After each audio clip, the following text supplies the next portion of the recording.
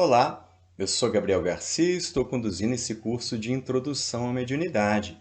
Apresento a aula 8, Papel do Médium nas Comunicações Espíritas. Eis o roteiro que vamos seguir.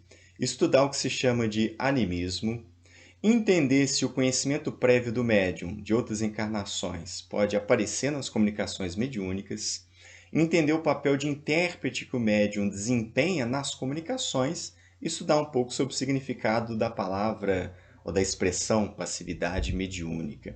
Allan Kardec já percebeu a possibilidade do médium interferir na comunicação. A palavra animismo começou a ser usada depois dele, por exemplo, por Ernesto Bozano e outros estudiosos. Kardec não usa essa expressão, mas a ideia é a mesma. E no livro dos médiuns, ao indagar sobre essa participação do médium nas comunicações, ele obtém esse esclarecimento dos espíritos. A alma do médium pode comunicar-se como a de qualquer outro. Se goza de certo grau de liberdade, recobra suas qualidades de espírito. Isso, porém, não é razão para que outros não atuem igualmente por seu intermédio. Vejam vocês que já está admitido desde a obra de Kardec o fenômeno anímico, de que é possível que o próprio espírito do médium é que dê a comunicação. Nós estudamos até lá no início do curso, onde isso é explícito, quer dizer, o indivíduo encarnado se desprende, desdobra e vai lá realizar a comunicação mediúnica. Aqui a gente está falando mais do que isso, que na comunicação mediúnica em si, é o espírito do médium que está ali que pode comunicar-se também. Então, na obra de Kardec isso é admitido, mas se chama atenção. Isso não quer dizer, o fato dessa possibilidade ser verdadeira, não exclui que outros espíritos venham se comunicar através daquele médium. Ora, aí surge a pergunta clássica, que todo médium passa a vida se perguntando, porque é um desafio mesmo. Então, como eu vou distinguir quem está respondendo ali? Se é um espírito estranho, ou se é o espírito do próprio médium? Quer dizer, a comunicação é efetivamente mediúnica ou é apenas conteúdo do médium? E a resposta deles é muito boa. Pela natureza das comunicações. Estuda as circunstâncias e a linguagem e distinguirás. Aliás, há respostas que se lhe não podem atribuir de modo algum. Por isso é que te digo, estuda e observa. Veja, não tem fórmula mágica. O fenômeno psíquico, mediúnico, ele é complexo, porque está mexendo com o psiquismo do encarnado, é mexendo com a inteligência livre. Os fenômenos mentais são complexos. A gente sozinho já tem uma complexidade, imagina o nosso psiquismo em contato com outro que é fenômeno mediúnico. Então os espíritos estão nos orientando.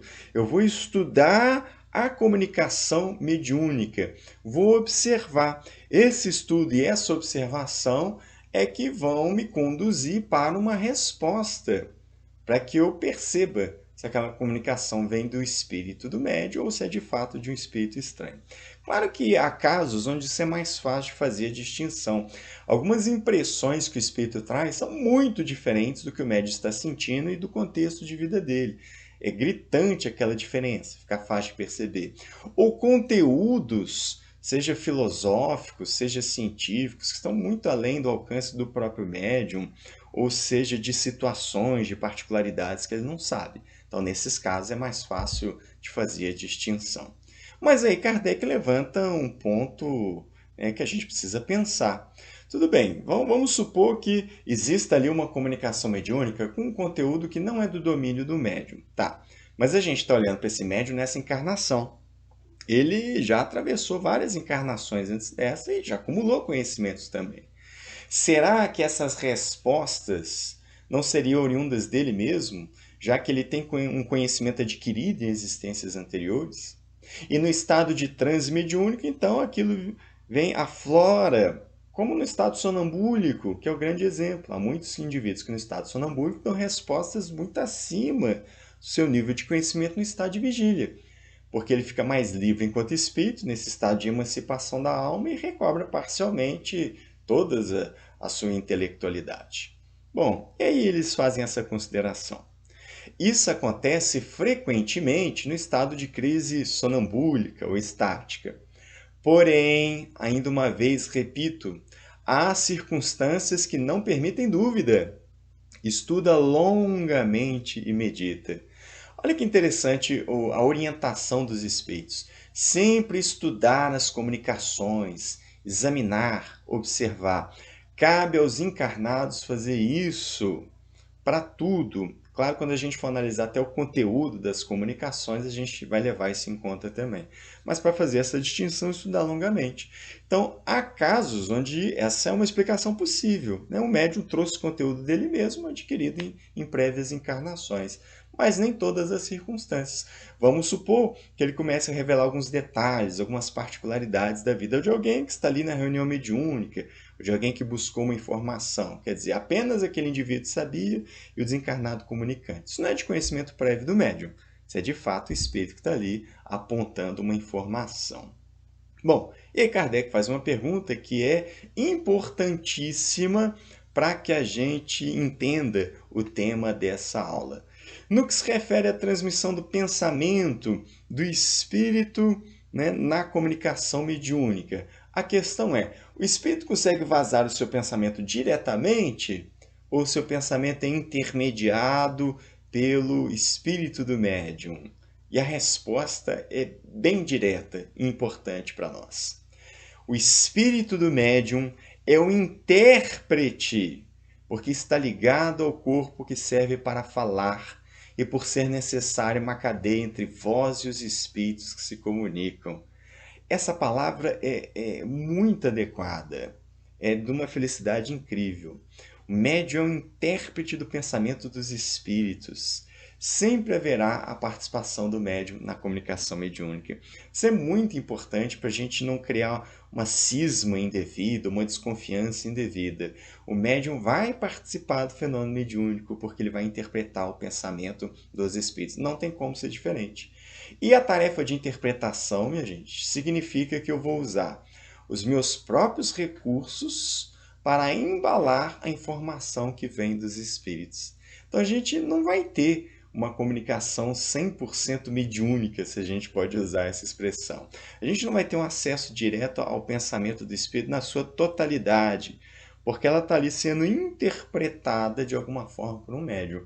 E qualquer um, por exemplo, que já tenha pego um livro que tem diferentes tradutores, vai perceber isso. Quer dizer, a essência do livro está resguardada, se são profissionais honestos e qualificados, as duas coisas, mas a gente vai perceber algumas variações ali porque existem pequenas diferenças de interpretações.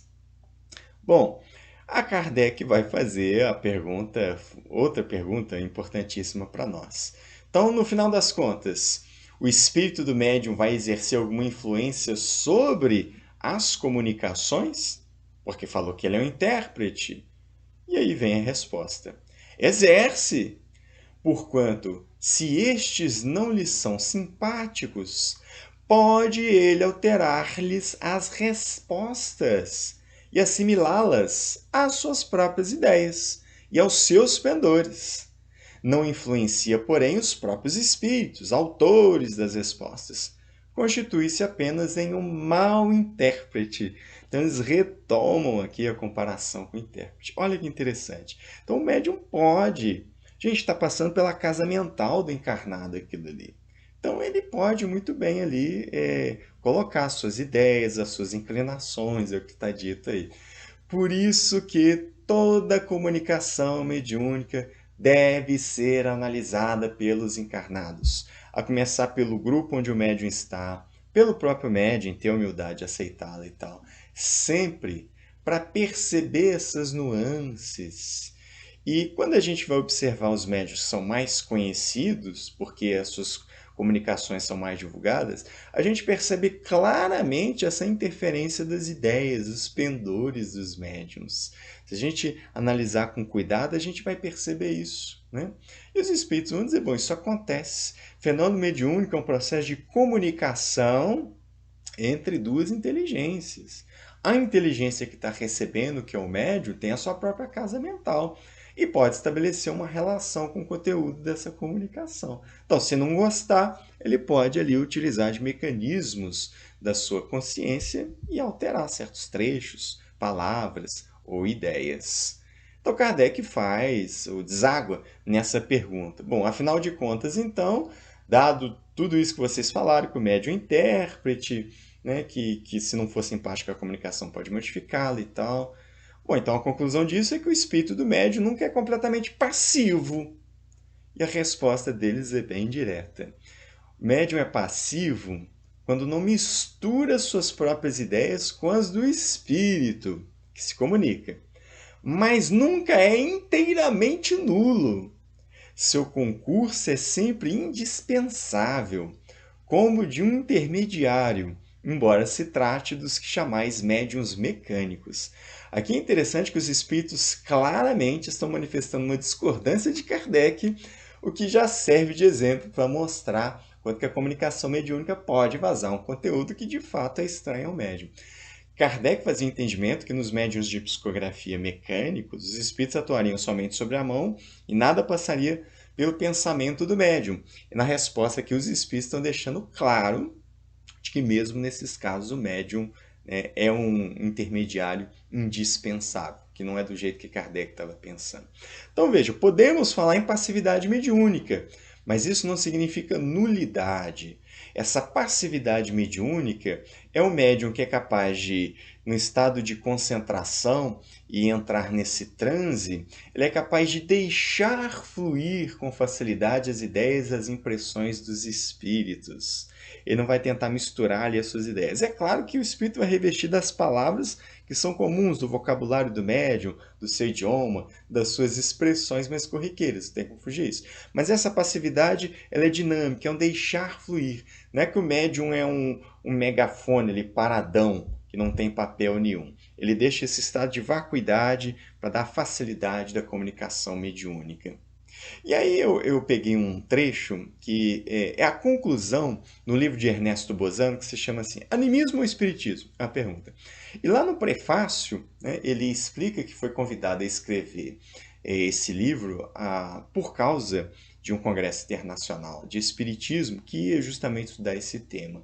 Então, assim, como decidir, afinal de contas, se um fenômeno é anímico ou espírita? Porque isso deixa muitas pessoas angustiadas. E ele vai explicando o seu trabalho, como que ele fez o seu trabalho ali no prefácio, e desde o início ele já fala a sua conclusão, que no final do livro ele vai repetir exatamente como está aqui, mas ele deixa claro assim: nenhum nem outro logra, separadamente, explicar o conjunto dos fenômenos supranormais. Ambos são indispensáveis a tal fim e não podem separar-se, pois que são efeitos de uma causa única, e essa causa é o espírito humano. Os fenômenos anímicos acontecem porque o indivíduo encarnado tem uma relativa emancipação da alma, já estudamos isso antes. Então, essa relativa emancipação vai dar origem a uma série de fenômenos, como o sonambulismo, ou os fenômenos hoje em dia chamados de parapsicológicos, né? A interferência até na comunicação mediúnica, quer dizer, isso tudo são fenômenos anímicos, fenômenos promovidos por causa da emancipação da alma. E no fenômeno espírita é quando necessariamente aparece o segundo figurante, que é o espírito. E aí estudamos isso lá para trás também. Claro, pode ter um terceiro, que é a comunicação sendo direcionada para um outro encarnado. Mas quando vem o espírito nesse estado de emancipação da alma, juntou ali o segundo figurante. Então não são polos opostos, ou é espírito ou é anímico. Dependendo do tipo de fenômeno, ele vai ser explicado por um ou por outro, e no caso mediúnico, né, há também a participação no animismo para que ele aconteça. Então os espíritos vão vestir o pensamento deles com as suas impressões, as suas ideias, os seus sentimentos, a sua vontade, de acordo com o material que eles encontrarem no cérebro do médium. Tá? E aí, olha a orientação que encontramos em O Livro dos Médiuns. Seja qual for a diversidade dos espíritos que se comunicam com o médium, os ditados que este obtém, embora procedendo de espíritos diferentes, trazem quanto à forma e ao colorido o cunho que lhe é pessoal. Eu achei fantástica essa palavra que eles usam. O médium vai colorir a comunicação de acordo com aquilo que ele é. da maneira como ele pensa, com o seu idioma, com o seu vocabulário. É inevitável que isso aconteça. E é tão bonito isso aqui que na sequência aí desse item, os espíritos, primeiro ele faz uma associação com lentes, como se a gente tivesse lentes de diferentes cores e tal, e o médium vai olhar através dessas lentes. E eles melhoram, né? Imagina como se fossem aqueles vidrinhos coloridos dos boticários, as farmácias da época, né? Tinham muito mais os vidrinhos coloridos e tal, que vem a luz incidindo sobre esses vidros e cada um deles vai lhe dar um colorido em particular. Mas a luz que vem, vamos dizer assim, ela é branca, aspas, né? A reunião de todas as frequências ali, mas ao passar naqueles vidros, vai ganhar ali, vai selecionar uma frequência em particular. E eu achei tão bonita essa comparação, porque né, a luz é a informação que vem através dos espíritos e os médiuns são esses vidros de cores diferentes e cada vidrinho ali vai receber aquela comunicação, mas vai colorir aquela luz de acordo com a sua própria constituição. Esse é o processo natural do fenômeno mediúnico. Sempre vai acontecer.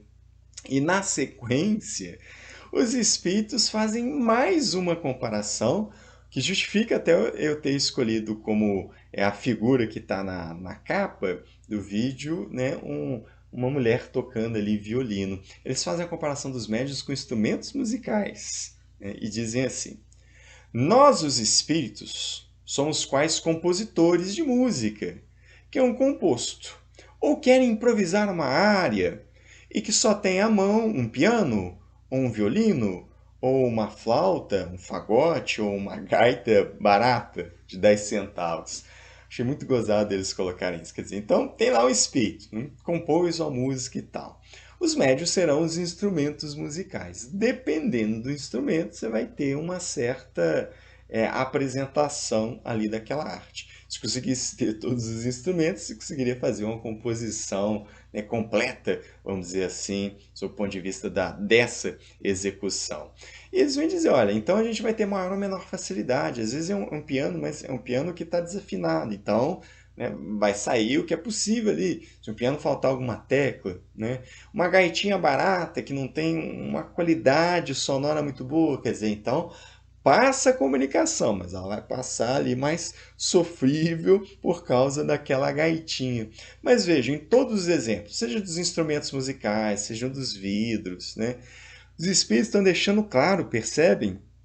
O médium sempre vai colorir a comunicação mediúnica de acordo com aquilo que ele é, seu estado mental. As suas características pessoais vão dar o tom, nesse caso aqui vão dar o timbre daquela comunicação mediúnica. Não tem como ser diferente. O médium não é um tubo de PVC que o espírito grita de um lado e a gente pega a comunicação do outro. É uma pessoa interpretando a comunicação de outra. E eu encerro dando um exemplo que para mim é bastante evidente de tudo isso que a gente estudou. O caso das comunicações mediúnicas do espírito Bezerra de Menezes. Ao que me consta, eu sou capaz de lembrar 3 médiuns diferentes, a maioria das vezes em épocas diferentes, que psicografaram mensagens desse mesmo espírito. Divaldo Pereira Franco, Francisco Cândido Xavier e Ivone do Amaral Pereira. E é muito interessante observar que é atribuído ao mesmo espírito certas comunicações. Mas quando a gente olha as comunicações desse mesmo espírito, nesses 3 médiuns, se você tem alguma familiaridade com os livros desses 3, você vai identificar através de qual deles vem a mensagem de Bezerra de Menezes, mesmo que não esteja ali assinado, não esteja indicado quem é o médium. Por quê?